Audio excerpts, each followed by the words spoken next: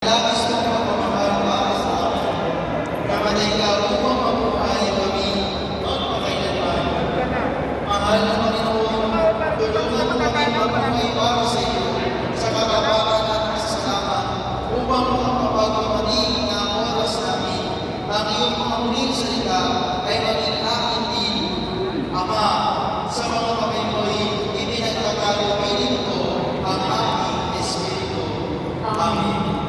Ama namin, sumasalangit ka, sambahin ang ngalan mo, mapasalamat ang kaharian mo, sundin ang loob mo, dito sa lupa para ng sa langit.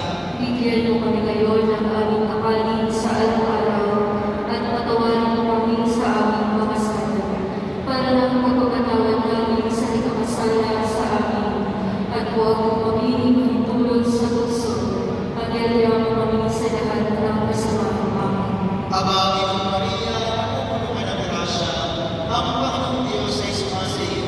Bukod kang pinagpala sa babaeng lahat at pinagpala naman ang iyong anak si Jesus. Santa Maria, Ina ng Diyos, ipanalangin mo kaming mga kasalanan, ngayon at kung kami mamamatay. Amen. Luwalhati sa Ama, sa Anak, at sa Diyos, Espiritu Santo. Kapag una ngayon at magpa sa walang hanggan. Amen. Ang ikalabing-tatlong istasyon, si Jesus ay iniligid. Sinasamba ka namin at pinasalamatan, Panginoon Jesucristo. Sapagkat sa pamamagitan ng iyong mahal na krus, ay iniligtas mo ang sanlibutan.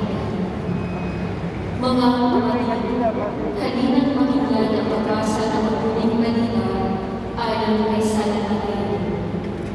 Bago ang pag-ibsigin, dumating ang isang mayamang nag-aalaki na ang alay mo sa iyo.